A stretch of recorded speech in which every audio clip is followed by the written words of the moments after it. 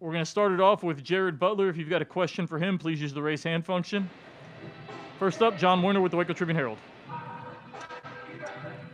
Hey, Jared. What's up? Yeah. Okay. I guess y'all kind of overcame the Cade Cunningham assault in the second half. What was that like, just keeping having to answer like you did? Yeah, he's a great player. Does a really good job of getting to his spots and shooting over length. And I just think it takes more than one guy to beat us. And I think we're overcoming the COVID assault against us. So that helped us out a little bit too. So yeah. Was there maybe a little less stress coming into this game? After clinching the title? Yeah, it's a hard thing to handle. Like, you want to be like content with winning the Big 12, but at the same time you don't want to lose a game. Like, we're still playing games, you don't want to lose. It's like a hard line to maneuver in. You want to be successful, you want to be happy and be thankful, but at the same time you got a next game, 24 hours we play another game, so that's what it was today. Okay. Thank you, Jared. Next question from Kendall Kaut with Our Daily Bears. Hey, Jared, we joked earlier in the season about did you actually dunk in a game? You had two very good dunks. So that first baseline dunk, kind of when did you know you were going to go for the dunk when you were driving? When did I know? I knew when the guy came over and he came over kind of wanted to take a charge, and I was like, ooh, I just got to jump as high as I can, and that was it. And then it had been a few games since you all had gotten lobbed to Jonathan. Mm-hmm. You all did the first half. What made that play successful tonight? John's been acting for a lob for a long time. He's like, I miss getting lobs, and we got him one tonight. We just ran a play for him this time. I mean, we run plays for him all the time. Teams are just scouting it really well, and tonight they didn't scout it well. All right, thank you, Jared. Next question from Paul Catalina with Stickin' 365. Jared, what is it about this team that when somebody makes a run, like Oklahoma State, cut it to 4 tonight, and you guys just don't ever let them get too happy and comfortable? Yeah, it's maturity, and I think sometimes in throughout the 40 minutes, we have little moments where we're kind of a little lax and kind of comfortable, and we just got to expand that playing hard all the time for 40 minutes. It's a hard thing to do, to be locked in and to be aggressive and be just locked in the whole game. But that's what happens. We just have little lulls of where we get comfortable and we just cut it down once the game gets a little tight. So. Next question from Matt Roberts with KWKT TV in Waco. Yeah, Jared, we always talk about how when the lights are brightest, you're playing your best. Tonight seemed like one of those nights. Did you feel like you were just kind of in a groove going head-to-head with Cade? No, I just felt like I didn't want to be complacent from winning the Big 12. It's so easy to win the Big 12 and then come home and be like, all right, we're not going to play hard. We can lose the game. It doesn't really matter. And that was the challenge I wanted to take on just from a mood standpoint. We wanted to kill that mood, and no matter what, we're going to win games. That's what we're about. Awesome. Thanks. Next question from Curtis Quillen with KCEN TV in Waco. Jared, you and Maceo seem to have a really good connection on the floor. Kind of take us through that. What kind of built that to the point where it was tonight where you guys combined for 41 points? Yeah, Mace did a really good job of keep shooting it. Last game he was kind of upset about the way he shot it, and he did a really good job tonight of coming in with no conscience and keep having confidence in himself. And he found me, I found him, and that's just with all the guys. And we got connections with everybody. Next question from Kevin Longquist with SicEmSports.com. Yeah, Jared, I was just going to ask you, just from a conditioning standpoint, where do you think you guys are now versus when you returned against Iowa State? Do you think you're all the way back, or do you think you just need a little bit more to get to where you typically have been? Yeah, I don't think we're all the way back. I think the West Virginia game gave us, some more stamina. Like, it helped us. It was like a workout almost. It got us back in shape and playing hard. Iowa State, my legs were going about the 12-minute mark of the second half. West Virginia, my legs were going as soon as I fouled out. And then, I think tonight we're stretching out a little more. So I think we're back at maybe 75%.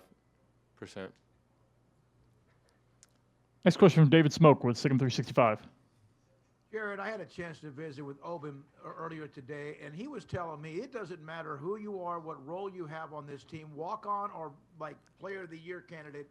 You guys do not let either or any of you just everyone can talk. What does that say about the lack of egos on this team, and how rare is that?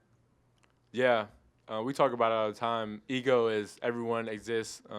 Everyone exists for me or something like that. It's just you think the world's for you, and we live for joy. You know what I mean? And we believe everybody on the team can help us win the game.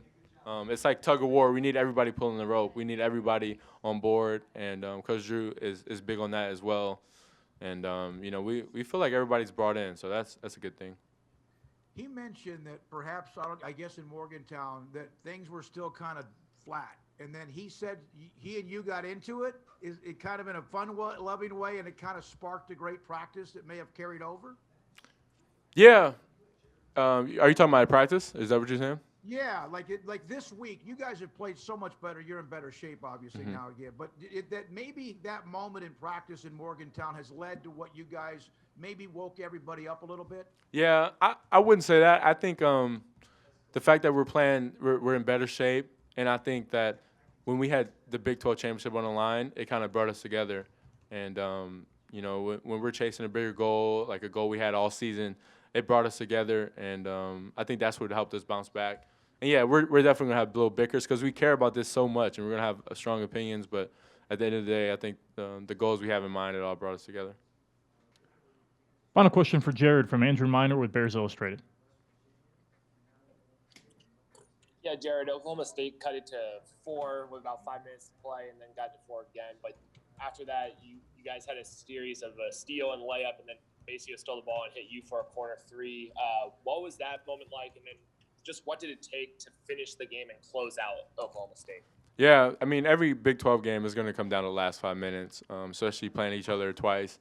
And it's about either who's going to miss or who's going to get stops, and that's what we did. And Maceo did a great job of finding me. But I think in the last 5 minutes we were really connected on defense and on offense, and I think that's what it takes to win the Big 12, and you saw that tonight. All right, we got Coach Drew at the podium now. He's going to make an opening statement for us, and then we'll open it up for questions. Go ahead, Coach. Well, coming into the game, obviously coaches would be worried about a lot. 1, short turnaround. 2, such an emotional win, winning conference, and then being able to refocus and compete against maybe the hottest team in conference, 5 straight wins. And you knew Coach Boynton was going to do a tremendous job in having them prepared. And I'm really proud of our guys, player-led team. They came out focused and really did a great job in making sure that we did everything we could to get the win tonight. First question for Coach Drew comes from John Warner with the Waco Tribune-Herald. Scott, how'd you feel like you guys responded to that Cade Cunningham onslaught in the second half? Man, I tell you, you see why he's projected the number 1 pick in the draft. And, I mean, we've played against so many great ones over the years. Blake Griffin, Kevin Durant. I mean, the list goes on and on. But he was really special when he got in the groove there. We tried to change some things up. But you got to give him credit when you're making tough shots over elite defenders and elite defense. Hats off to him. And Coach Boynton did a great job putting him in position to be successful. And Matthew Meyer is really playing well. What are you seeing from him? What you guys are, a lot of buckets. But he's really playing with confidence. He's being aggressive, and he's really rebounding a lot better. And defensively, he's gotten better. And that defense and rebounding has really been critical for us. And obviously, someone with his skill set at 6'9", it's very hard to defend. And happy for him. Thanks, Scott. Next question from Jerry Hill, Baylor Bear Insider. Scott, the way you guys responded, like John said, Cade came out hot. He got it to 6 right away. But you guys kept answering every time they got close. Just talk about the different guys that stepped up. I think, first of all, it started with the defense because you'd get a stop, you'd get in transition. And then I thought whenever we needed a run, we really moved the ball and got high percentage shots. Sometimes when we got it over double digits, we weren't as effective in either taking advantage from front ends of free throws or making free throws to get a little further separation. But really credit the guys for doing a great job getting stops and getting high percentage shots when we needed them most. Next question from Kendall Kaut with Our Daily Bears. Scott, you got a lob for John in the first half. Was that a Spain play, or what were you all able to do to get him that lob? Yeah, come on, you got to know whenever they work, it's a set play, right? but that's one of our plays, and he did a great job catching it, and it was a great pass. It might be a little early to ask this question, but senior day is on Sunday with kind of the weird state of what's eligibility and what's not next year. Mm-hmm. Do you have who might be going through the senior day festivities on Sunday? We'll talk about that, but it'll be our traditional seniors, I'm sure. Thank you for asking. Next question from Curtis Quillen with KCEN-TV in Waco. Coach, to be able to play the 6th-ranked team in the country 2 days ago, turn around, host the number 17 team, like you said, short rest, and play as well as you did tonight, does that give you guys a little bit more confident going into next week in the NCAA tournament after that? Well, this is a confident group, and obviously when you win against good teams, it does reinforce what's working and what you need to continue to do. So that's always a plus. But that's the Big 12. Each and every night is a dogfight, and you got top 25 teams, great coaches, great players, and most important, if you're not in it competing to win, you're not going to get a W. Got a few more for Coach Drew, but just a heads up, guys. Team has a day off tomorrow, so we're not going to be able to do immediate availability before Sunday's game. Feel free to ask some questions for that. Next question from David Smoke with Sigum 365. God, did you guys ever, or did your team ever seem to lose confidence with the conditioning and then the loss? And if so, was there ever any kind of discussion, or did they just play themselves through to where they are today? No, this is a very confident group, and they're confident because they work really hard at their craft, and I think they encourage one another. So I don't think they were ever discouraged or not confident. I think frustrated might be a word, because when you come back and you're not able to be as effective or move as quick as you would like. I think that probably got in there a little bit. But other than that, coaches were probably a lot more worried than the players were. Next question from Kevin Longquist with SigumSports.com.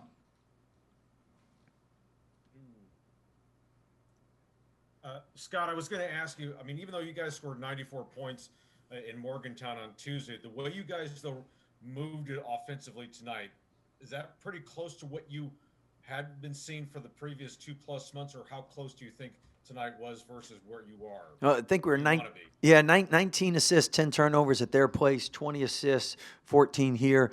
I think we're getting more and more of our bounce. Not as rusty. We knew a lot more. Our sets.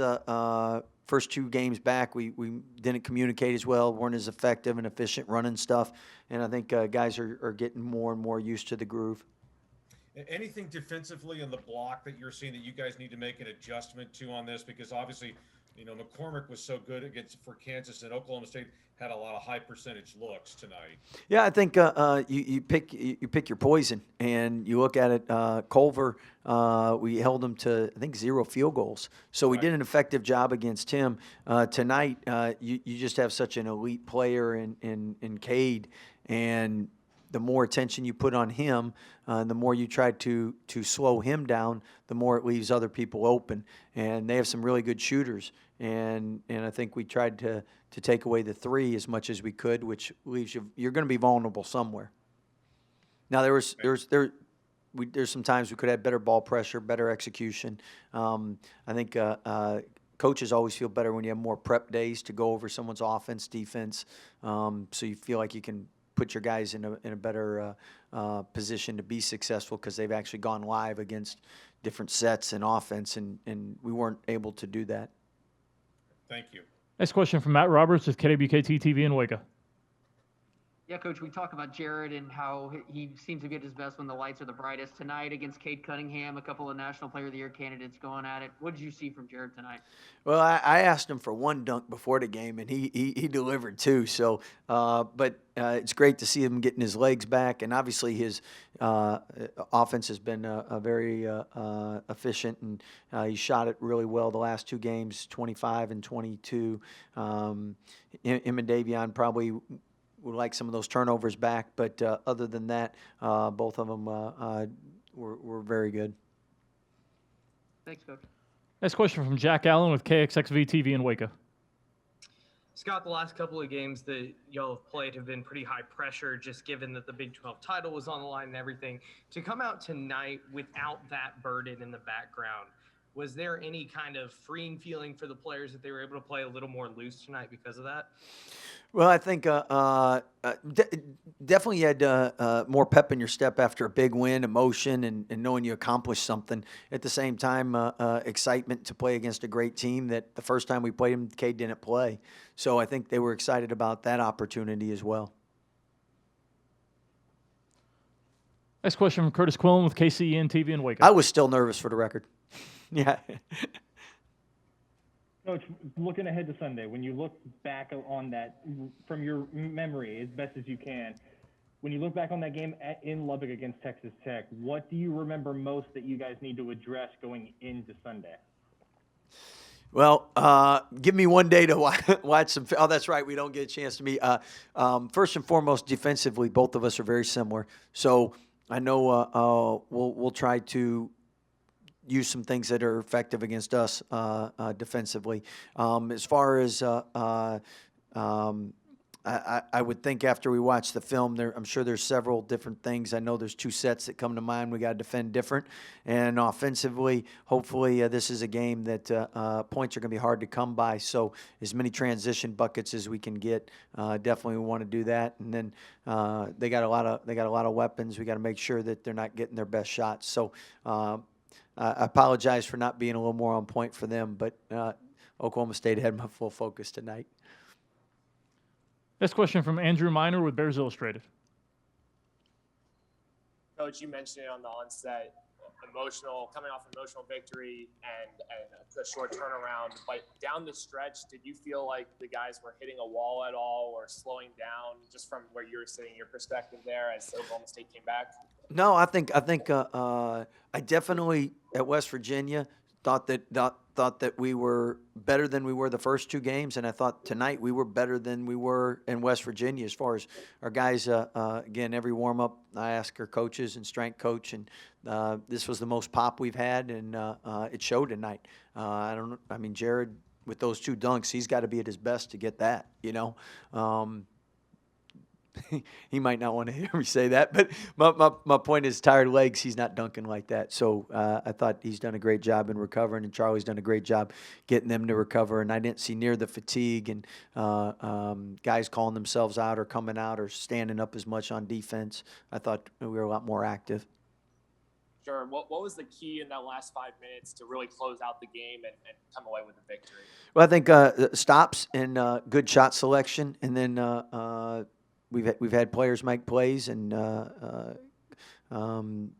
Jared's one of the best closers in the country, and the guys do a good job getting him the ball. And when he's not, when he has an opportunity to get someone else a shot, he does. And our guys have made free throws down the stretch, which has been critical. But when we need a good bucket, I think our guys show the patience, maturity to make sure we get a high percentage shot.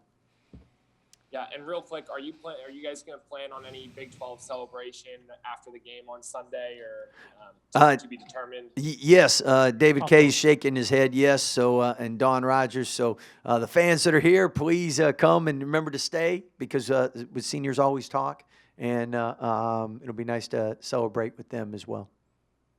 Thank you, Coach. Thank you. All right, that's all we have for Coach Drew. Coach, thank you for your time. Appreciate you. He's a great player, and we just tried to help as much as possible, but you can't help too much because they got great shooters. So that's a tough matchup for us. And you're obviously playing at a high level. What are you feeling out there? Are you feeling a lot of confidence right now?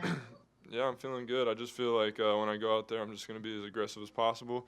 And it feels good when, if you miss a shot, you're probably not going to come out immediately. So that's giving me some more confidence. Thanks. Next question from Jason King with Sigma 365.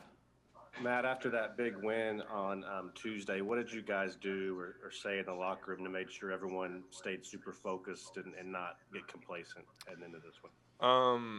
Well, Coach Drew was just telling us, we have a checklist of things to do that we want to accomplish this season, and one of them is go undefeated at home. So, and we've never done that before, so this will be a great opportunity, and we want to leave a legacy as the best team Baylor's ever had. So, and also we're just competitive guys. We're not just going to come in and just let somebody beat us. So, yeah. Next question from Kendall Kaut with Our Daily Bears. You had that three you hit in the middle of the zone in the first half where they almost stole the ball and you went up. Kind of in that situation, why did you feel like the three was the most effective shot, given that you did make it? Well, I was in the middle of the zone. I just backed out. The dude came, and then Cade was on me, and then he just kind of backed up, and I was wide open. So it's a no-brainer. Matt, I know you live with Jared. He had those two dunks, including that one that seemed to be his best one ever. Kind of what was it like to see him hit those dunks tonight? Man, I mean, I want to see my reaction from it, but that, the whole reason we started the competition of, who can get more dunks is because I said, you'll never, ever dunk on somebody. You'll be lucky if you get, 1 or 2 dunks this season, wide open, fast break. And he's already got 4, and I know that because we're keeping close track. But I had a dunk today, too, and it doesn't count because if he lobs it to me, it doesn't count. And my one last game doesn't count either, so. I mean, as happy as I am that it was a great play, I'm also not happy that he's getting closer to my lead. So, next question from David Smoke with Sigma 365. Oh, I don't know if I want to follow that up. We could just end it right there. Matthew, what is it like the groove you're in right now, and why now? You've had games before, but you seem to be in such an incredible stretch. Well, I mean. Last game, after the Kansas game, I had a real talk with Coach Drew and about playing time because I played 5 minutes, including garbage time. And I laid everything on the table I wanted to say, and he really listened to me, and he left me in for some mistakes in the West Virginia game, and I really appreciated that. And then he's letting me play through more stuff today, and I think it's really just I think I've always been a good player. It's just coming in cold, it takes a little bit for you to get into it, and now when I get to play a couple more minutes and get in a groove, it just feels a lot better. So I appreciate the coaching staff for that. We mentioned this a few weeks back about the free throws you were going to shoot and you didn't, and then you went back and shot them after a practice early in the year. How much more mature are you as a player, as a teammate, than you were perhaps last year? I mean, it's night and day. I had a pretty big confrontation with Coach Tang right before the Kansas State game, and that was really a switch flip for me. And since then, I've been trying to keep myself in check. But that was a moment that I'll be able to look back to and be like, that moment right there was when I decided to become a good basketball player, for real. So I've come a long way in that sense. All right. Any additional questions for Matthew before we let him go? Last chance before we're not going to do another media availability before Sunday. Next question from Jerry Hill, Baylor Bear Insider. Yeah, Matthew, can you talk about playing Texas Tech, but also the seniors will be honored, so I guess at least it would be Maceo and Mark. Can you talk about those two guys and what they've meant to the program?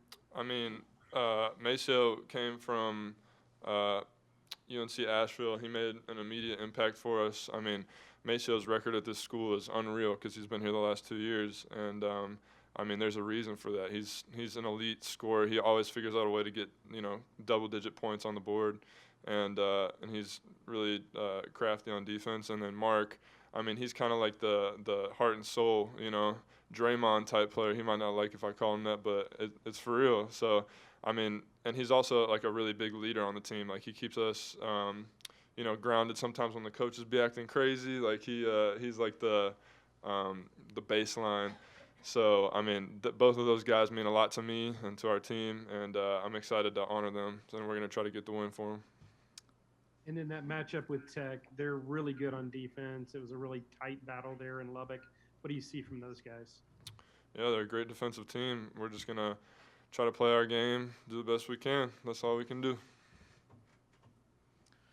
Just a quick note on that. Maceo and Davion are 46-5 in their careers at Baylor. And we are also going to honor Tristan Clark for Sunday's game as well. Next question from Curtis Quillen with KCEN-TV in Waco. Matthew, what do you remember most about that game in Lubbock against Texas Tech that you guys have to kind of build on and make sure you address going into Sunday? Well, their fans are pretty crazy, so I'm glad we're playing it at our place. But, you know, Mac McClung, really solid player. Terrence Shan, you know, probably might finish second in Sixth Man of the Year to Adam. So, I mean, they've got a lot of solid players. We're just going to do our best on them and, you know, try to shut them down.